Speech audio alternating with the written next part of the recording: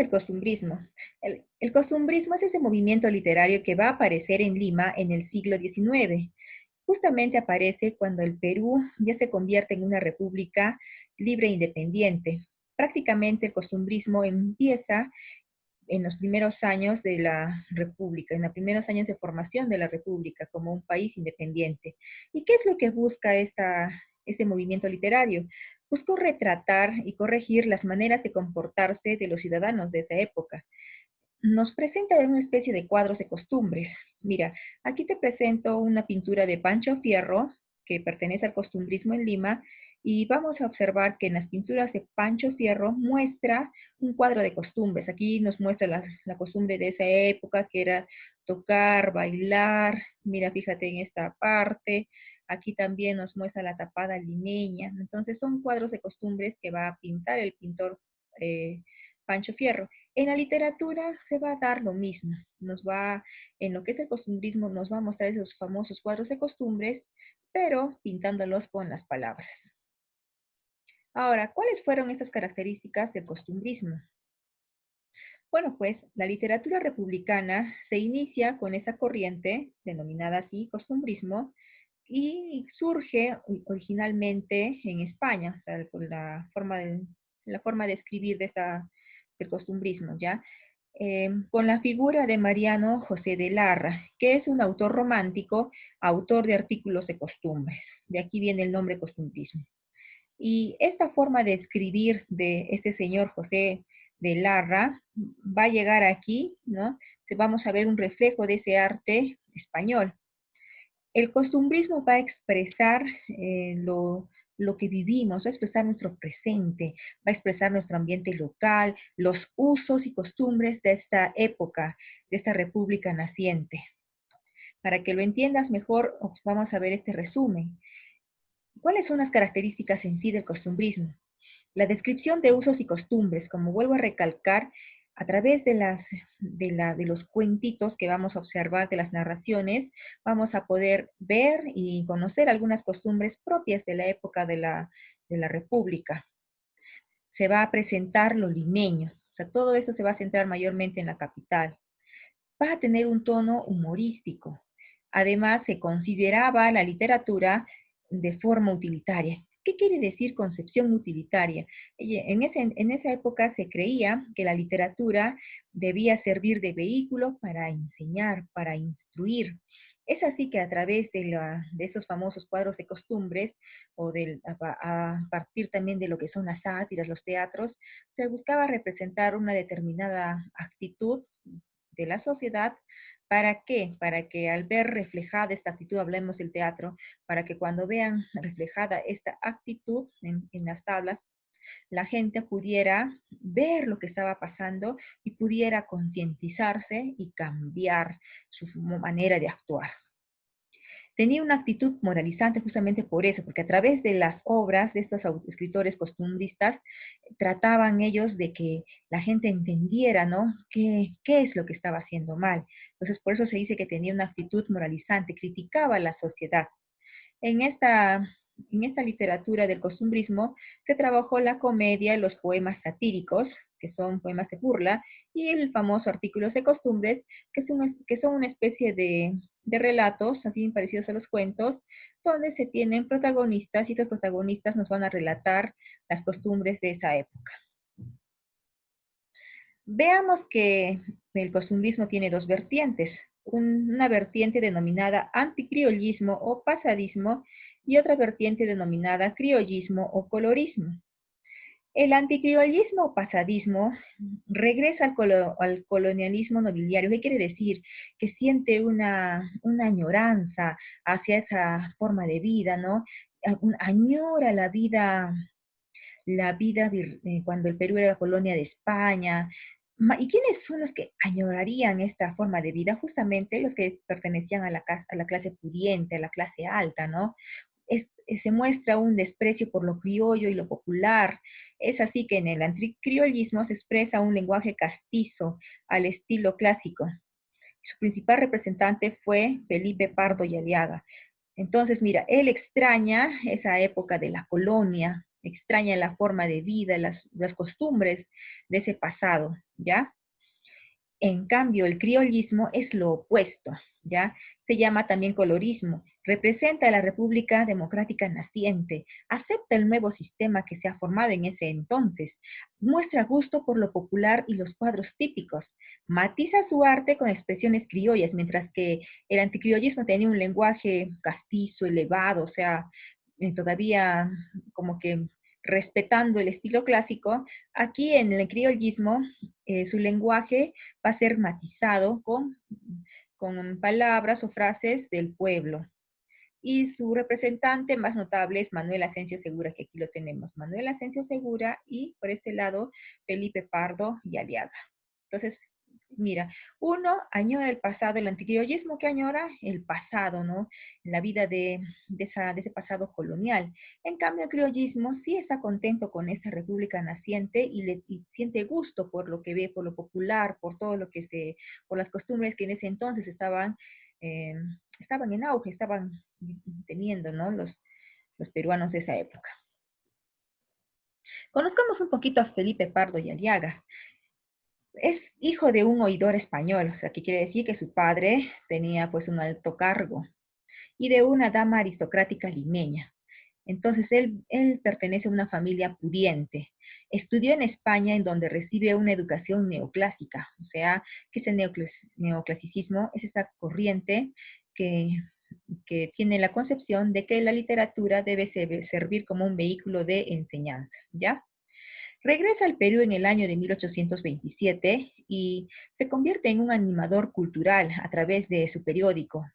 El periódico que él dirigía se llamaba El Espejo de mi Tierra, que era redactado plenamente por él y en donde criticaba las malas costumbres de la capital. O sea, él se dedicaba a hacer críticas, ¿no? Mira lo que está sucediendo, mira tal esto, ¿no?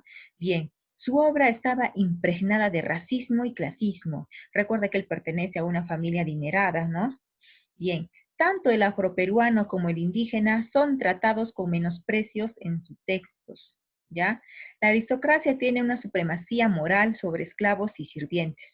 Al final de sus días queda ciego y paralítico, pero continúa creando.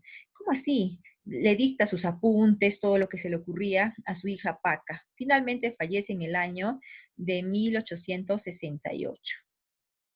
¿Cuáles son las obras de Felipe Pardo y Aliaga? Tenemos Frutos de la Educación, una huérfana en Chorrillos, un viaje, que es un artículo de costumbres muy conocido y que ahorita te voy a contar. También tenemos aquí la Constitución Política.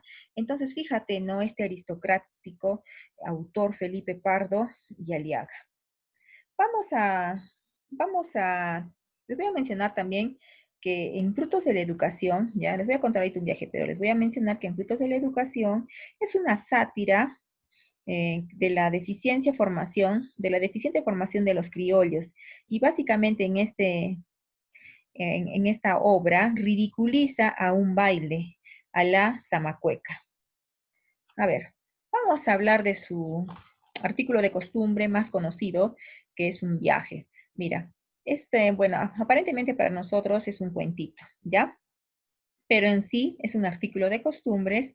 El narrador es omnisciente porque está escrito en tercera persona, la narración es lineal porque te cuenta en una sucesión cronológica de hechos, se ven situaciones jocosas, cómicas, tiene un tono familiar, usa giros y coloquiales propios de los limeños, se burla de la antigua y complicada manera de viajar. Ahorita, ¿cómo así? A ver, critica la extrema protección, compara la visión del antiguo y lo moderno, y el protagonista es el niño Goyito que aquí estamos visualizando, que tiene un comportamiento propio de un limeño engreído de esta época.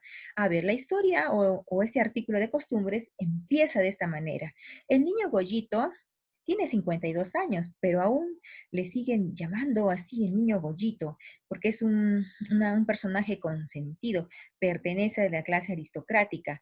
Él lleva recibiendo casi durante 3 años misivas de Chile, cartas donde le indican que lo esperan allá, ¿no? Que tiene que ir a regularizar algunos negocios. Entonces, el niño Goyito no sabe si ir y no ir. Y después de recibir sucesivas cartas por un espacio de 3 años, ¿qué dice el niño Goyito? Sí, está bien, voy a ir a Chile, decide viajar a Chile para resolver esos negocios interesantes que le estaban ofreciendo a través de las cartas. Entonces, es así de que este niño Goyito dice, ya, me voy. Y comienzan a hacer todos los preparativos para que el niño Goyito pueda viajar a Chile. La noticia se esparce en toda la parentela, todo Lima conversa acerca del viaje que va a emprender el niño Goyito. Y todo ese preparativo dura 6 meses. Los sastres hacen ropas diferentes para cada cambio de estación, ¿no? Verano, invierno. Un hacendado de Cañete le teje cigarreras.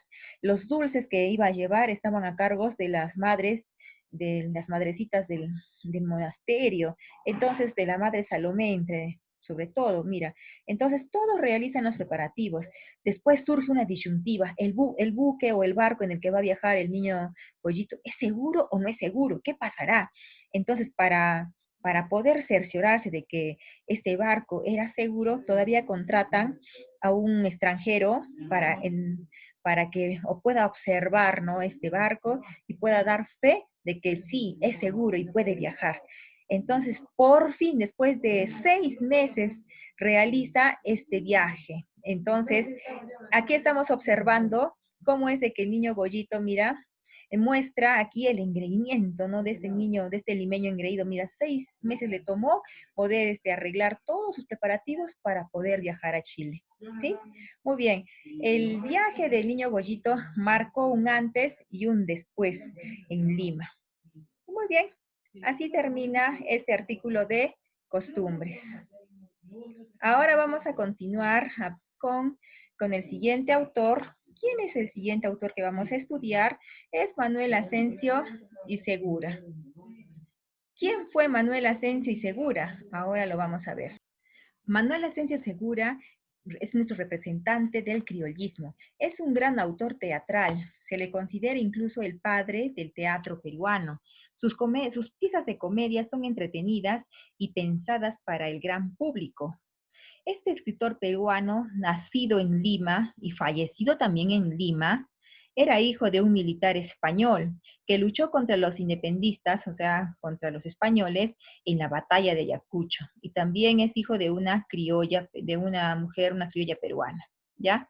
Mira, entonces, vamos a ver qué es lo que más destaca en sus obras. Mira, destaca su estructura sencilla, en sus obras predominaba el enredo amoroso, los problemas políticos y prejuiciosos sociales como contexto. Y todos estos problemas, prejuicios, tanto políticos como amorosos, como terminaban en un final feliz. ¿Ya? El señor Manuel Asensio Segura es fundador de la comedia peruana, ¿ya? ¿Cómo así? Porque retrata en sus obras, que él mayormente va sobresaliendo, que son teatros, es a un amplio sector de la ciudadanía limeña. En su literatura vamos a ver cómo convive el aristócrata con el soldado, con el patrón, con el desposeído. Muy bien, fundó los periódicos La Bolsa, El Cometa, El Buscón y El Vigía. ¿Cuáles son sus obras? Destacan teatros y líricas, las líricas que son los artículos de costumbres. Dentro del teatro destaca el Sargento Canuto y Ñacatita. También tiene muchos más, pero esos son los principales. Y tenemos en lo que es los artículos de costumbres, sobresale La Pelimuertada y A las Muchachas. Bien, le voy a contar un poquito de una de sus obras, justamente la que visualizamos aquí, Ñacatita. A ver, ante todo vamos a ver las características. Pertenece al género dramático, ¿ya? La especie a la que pertenece es una comedia de costumbres. Va a estar dividida en 4 actos de rima consonante, escrita en versos octosílabos. Vemos que una característica que se refleja en esta obra es la amistad sincera, usa además giros y frases limeñas, está presente el amor, los personajes tipos son caricaturizados. O sea, ¿qué quiere decir caricaturizados? Que sus virtudes o defectos son llevados a un extremo. Está presente la sensatez, ese tono jocoso, o sea, gracioso, sentencioso, la atracción por lo foráneo y todo, y la alcahuatería, que es muy importante, y sobre todo la presencia del triángulo amoroso. ¿Quiénes son los personajes? Tenemos aquí a la personaje que es Ñacatita. Esa señora que observamos aquí, es Ñacatita que representa a la alcahuetería. Es una limeña santurrona que todos los días va a misa muy temprano. Y aquí está acompañada, aquí en ese caso está acompañada de, de una señora. ¿Y quién es? ¿Quién es esta señora? Es doña Rufina. Doña Rufina, que es la mamá de Juliana. Aquí observamos a Juliana. Esta joven es Juliana. Aquí observamos a su padre, ¿ya?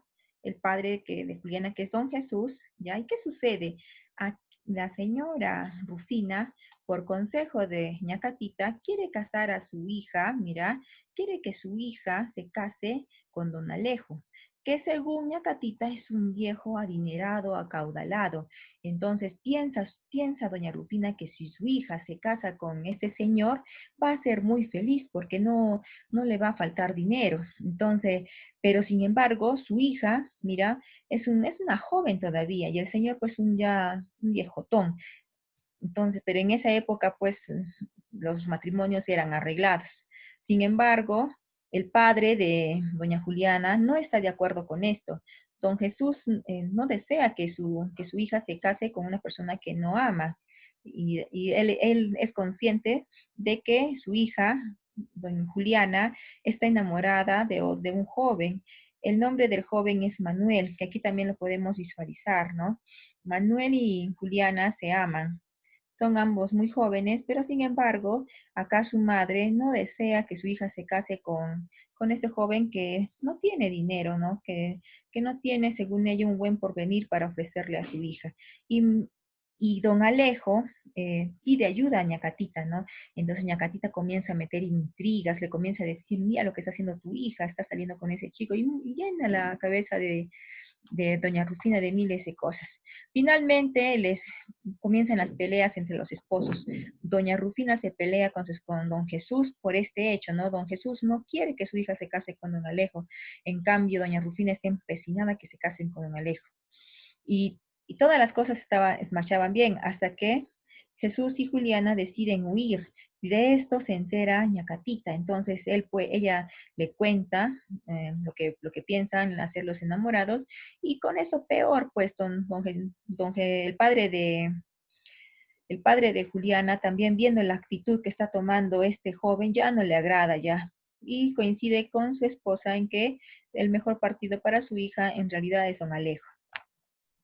Cuando se encuentran reunidos los padres y la joven Juliana, Ñacatita, don Alejo, viene justo, ¿no? De sorpresa, cae un amigo de Jesús que se llama don Juan. Entra a la casa de visita y de pronto, ¿no? Cuando descubre a don Alejo, cuenta porque este señor tenía la mala costumbre de ir por ahí embaucando a las jovencitas, haciéndoles creer que tiene mucho dinero y que es soltero, cuando en realidad es un hombre casado y con familia.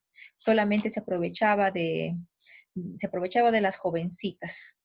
Y entonces así termina la obra. Ñacatita, como se sobreentiende, es expulsada por doña Rufina y por don Alejo de la casa y después consienten en que Juliana pueda casarse con su enamorado Manuel, con su joven enamorado Manuel.